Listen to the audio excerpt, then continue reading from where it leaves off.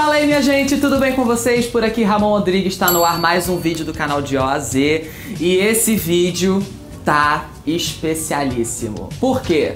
Essa semana que passou, finalzinho de julho, foi a semana do Dia dos Avós.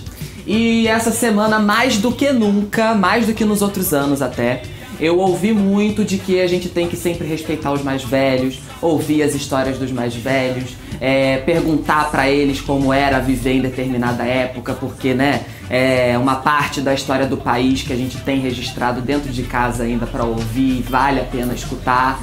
E pensando nisso, me deu um estalo de fazer uma série de entrevistas com os membros da minha família. Tanto para vocês conhecerem um pouco mais das minhas origens, quanto para eu também conhecer um pouco mais das minhas origens, porque nessas entrevistas vão ter coisas que eles vão falar que eu de repente nunca soube.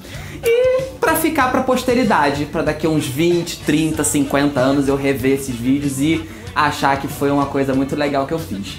Esse primeiro vídeo é uma entrevista com ninguém menos que a minha avó. Roda a vinheta!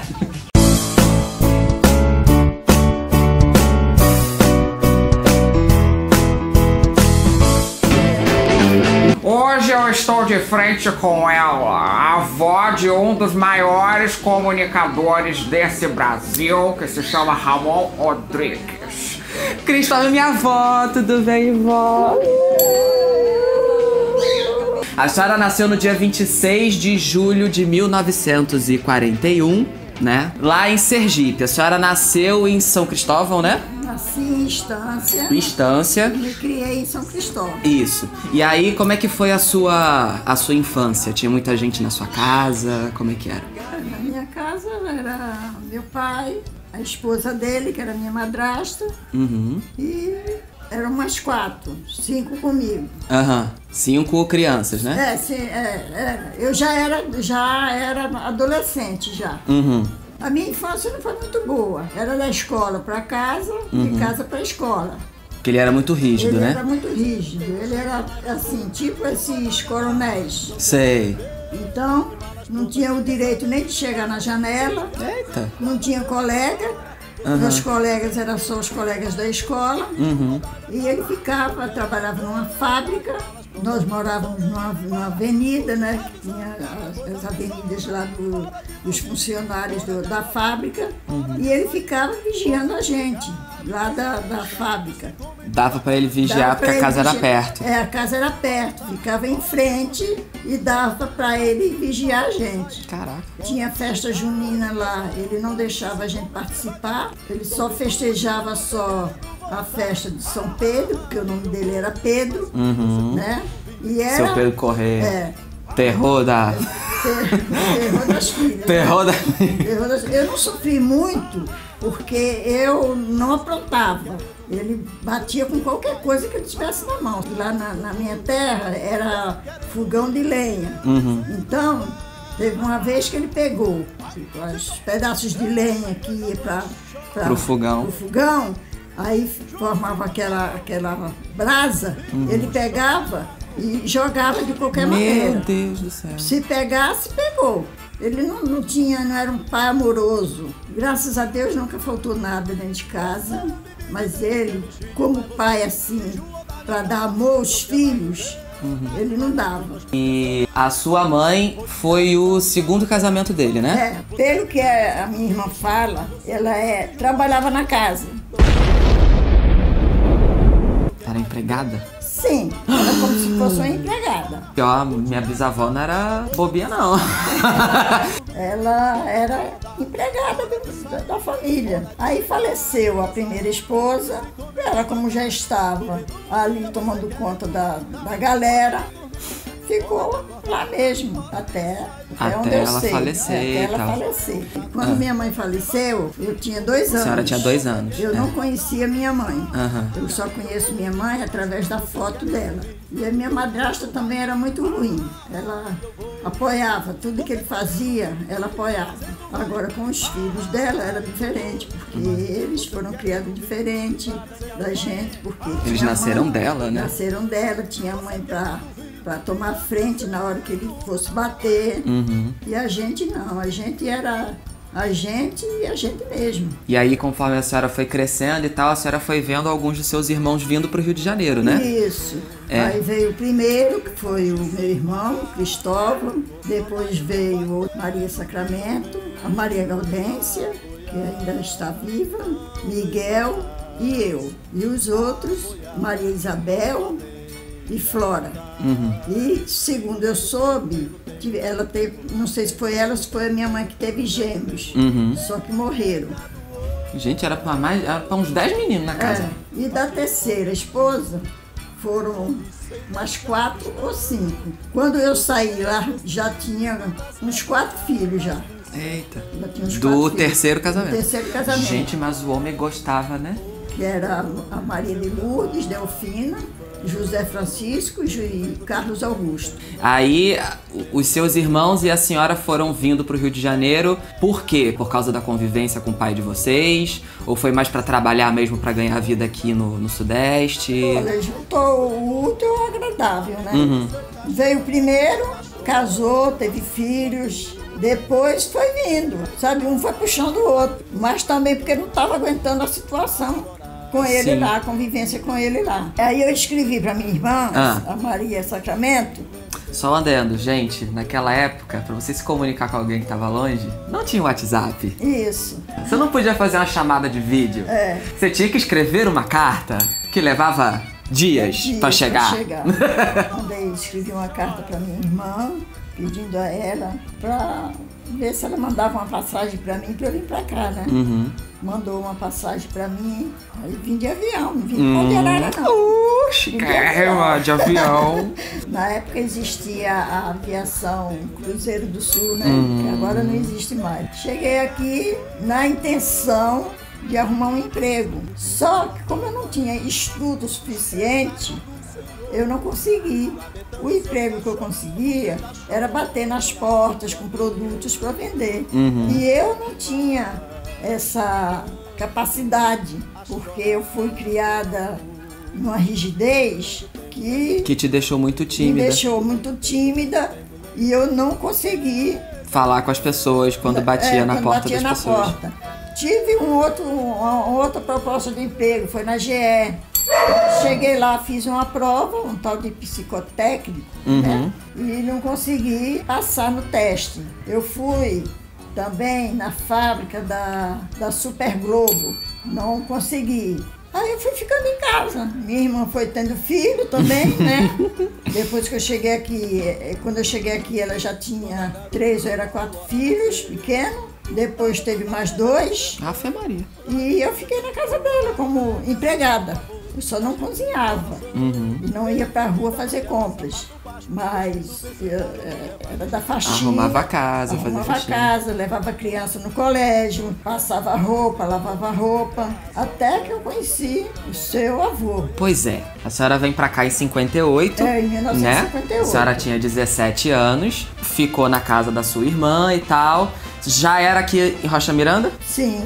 Gente, Rocha Miranda é um bairro da zona norte do Rio de Janeiro que eu preciso fazer um vídeo só sobre esse bairro, porque eu preciso colocar esse bairro no mapa. Rocha Miranda é do lado de Madureira. Madureira é um lugar conhecido até fora daqui do Rio de Janeiro, né, no Brasil todo. Mas Rocha Miranda é um lugar que tem também cada história. Ainda vou fazer um vídeo sobre Rocha Miranda.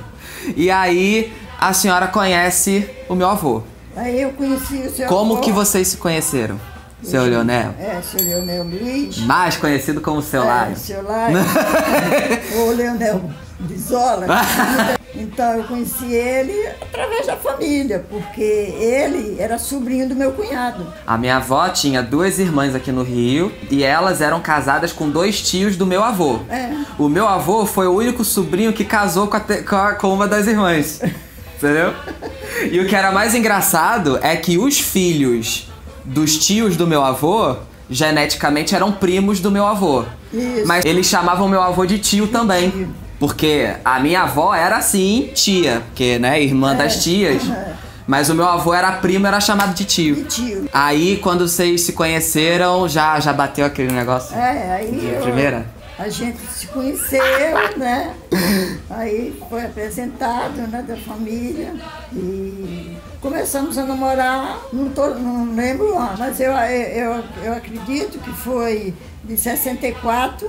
Começou em 64, vocês casaram em 67. É, isso aí, né? Porque tinha a mãe dele, que era doentinha também. Eu até ajudei a cuidar dela, junto com eles.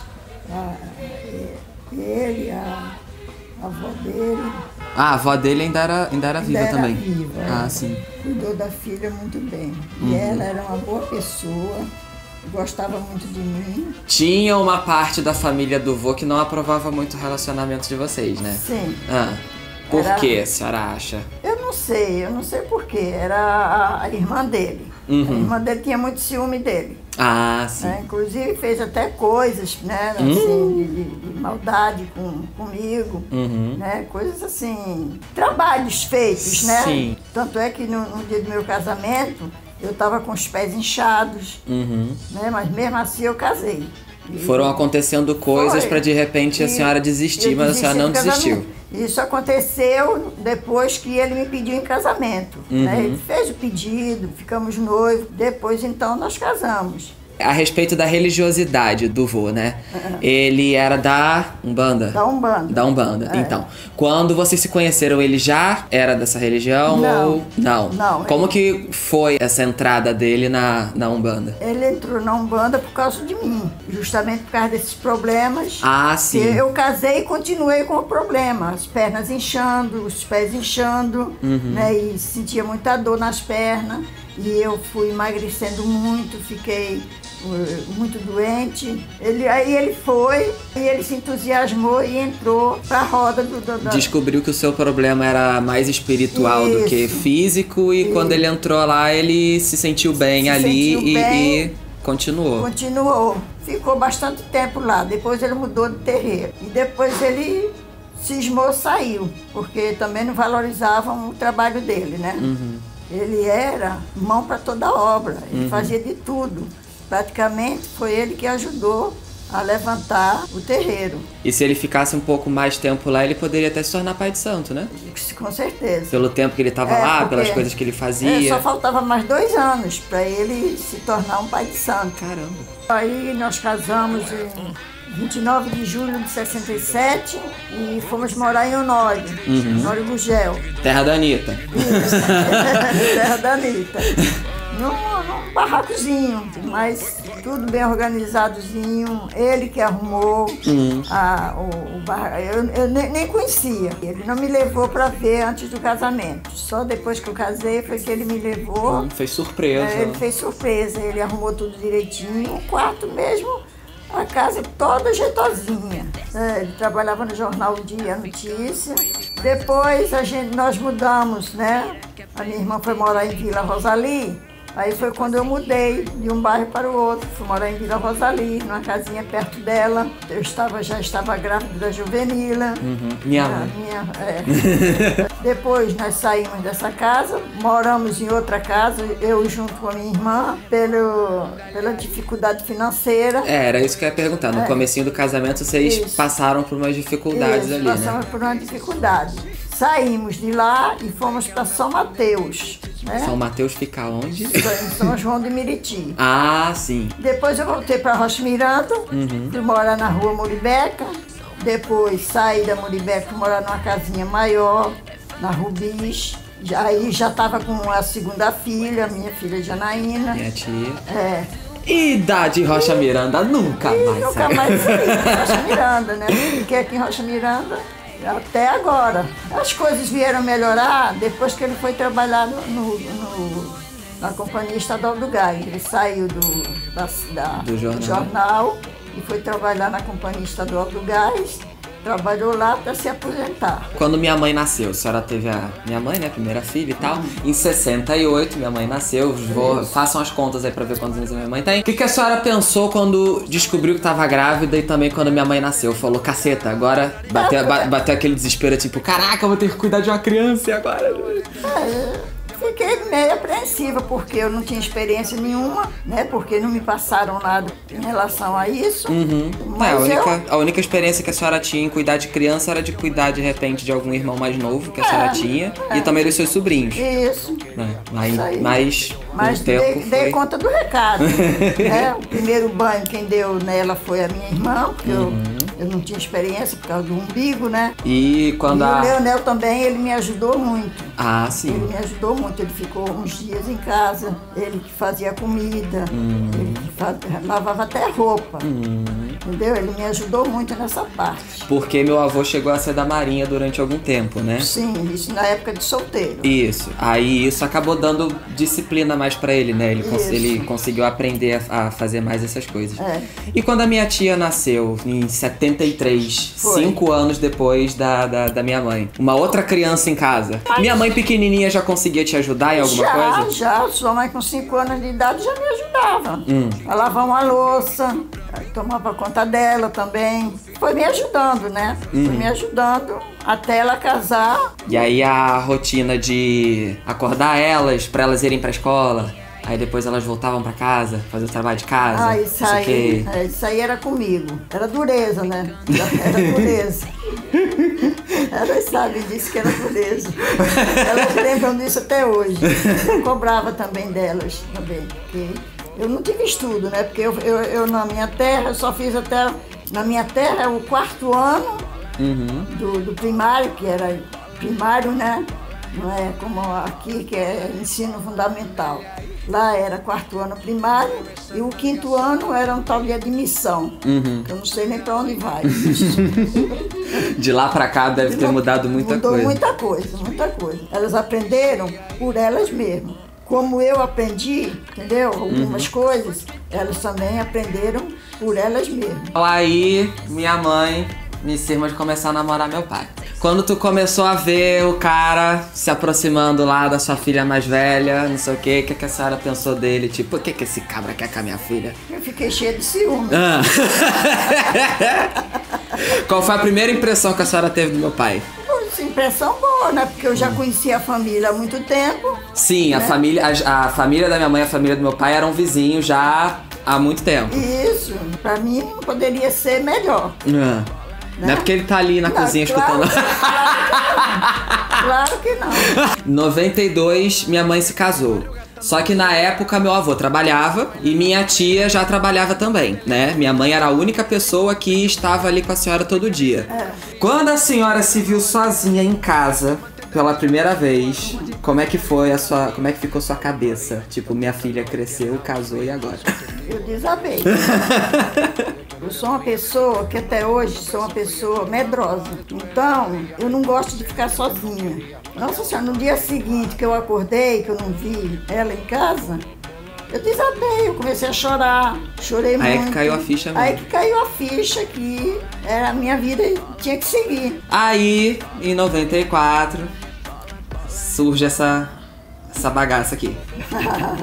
Quando a senhora teve seus filhos, foi uma coisa, né? Foi uma surpresa, teve que aprender, não sei o que e tal, teve aquelas dúvidas, não sei o que, nananana. Quando a senhora descobriu que a sua filha, sua primeira filha, ia ter um filho, qual foi o pensamento que a senhora teve? A senhora teve, caraca, agora eu vou ter que ensinar essa garota a cuidar de uma criança. Ou então foi, ai, que legal, minha família está crescendo, como é que foi? Não, eu não pensei por esse lado de, como é que será que ela vai lidar com a criança, porque ela era esperta. Quando ela casou, ela não sabia fazer nada, a não ser arrumar a casa, mas eu sempre falava, Mila, vê como é que a sua mãe faz o arroz, vê como é que sua mãe faz o feijão, vê como é que sua mãe faz uma carne. Ela aprendeu sozinha. Eu vou casar, eu vou me virar. Eu acho que o pensamento dela era esse. E foi mesmo, porque ela se virou sozinha. Hoje em dia ela cozinha muito bem. É verdade. Melhor até do que eu. Porque hoje em dia na cozinha eu não sou mais nada na cozinha. E eu fiquei feliz da vida em ter o meu primeiro neto. Oh, que bonitinho. Eu escutei dizer nessa semana do Dia dos Avós que quando a pessoa se torna avó pela primeira vez, é mais um barato que a pessoa tem pra viver. Né? Foi isso que aconteceu mesmo? É um amor duplo, amor de vó, é um amor tão forte que não dá nem pra gente se explicar. É bom a gente ter filho, é um amor sem fim. Mas quando a gente começa a ter os netos, nossa senhora, se puder dar vida por eles, a gente dá. Fora que é uma convivência que não tem muita obrigação, né? Assim, tipo, quem tem que dar educação são os pais. Agora os avós fazem aquela bagaceira toda. É, mas... Tá, meu neto, vem cá. e eu sou exagerada. Nesse ponto, eu sou muito exagerada. Já viramos o ano 2000, já viramos o século 21. Em 2005, nasce a minha irmã. Ter uma neta foi diferente de ter um neto? Não, porque o amor é igual. Só modifica o sexo, mas o amor é um amor único. A gente já está chegando praticamente no finalzinho, né? Mas não posso deixar de citar que em 2012 a gente passou por um momento delicado, né? Que foi a partida do seu Leonel. Vocês chegavam a conversar sobre isso? Tipo, quando chegar o momento de um partir e tal, a senhora falava isso? Eu prefiro partir primeiro. Eu sempre dizia assim, eu peço a Deus eu ir na frente de você. Eu não vou saber viver sem você. Aí ele sempre calmo, não dizia nem sim nem não.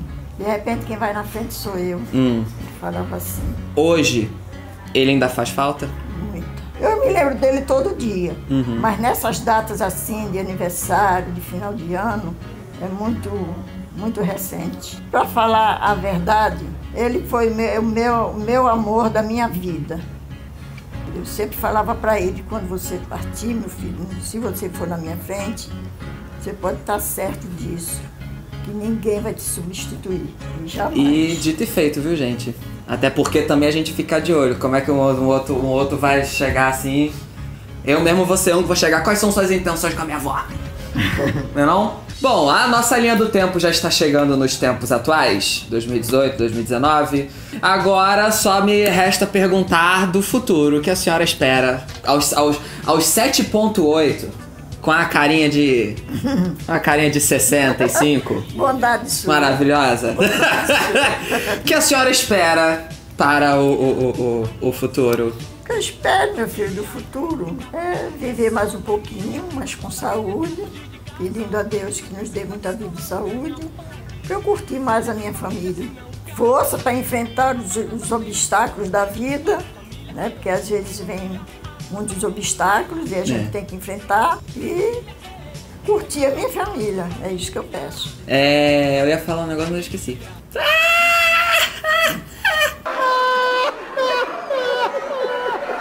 Eu sempre fico brincando com ela de que ela vai chegar aos 100 anos, vai dar uma de Dercy Gonçalves, vai sair sacaneando a gente, xingando palavrão, não sei o que.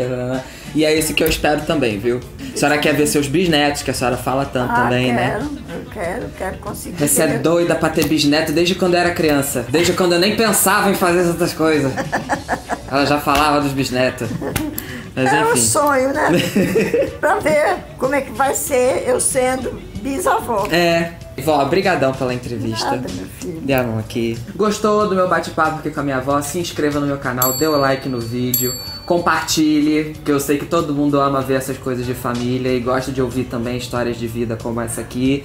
E se preparem, porque as minhas próximas vítimas vão ser também os outros membros da minha família. Se preparem. Tchau, gente. Até a próxima. Já botei pra gravar aqui. Ai, que susto! Rio que tiver que rir. Porque senão... Aquela coisa. Tchau, se estiver pronto, eu vejo. Para de aparecer na frente pra desfocar a imagem. As listras! As listas da zebrinha. Tu vai botar essa porra não. Que pariu.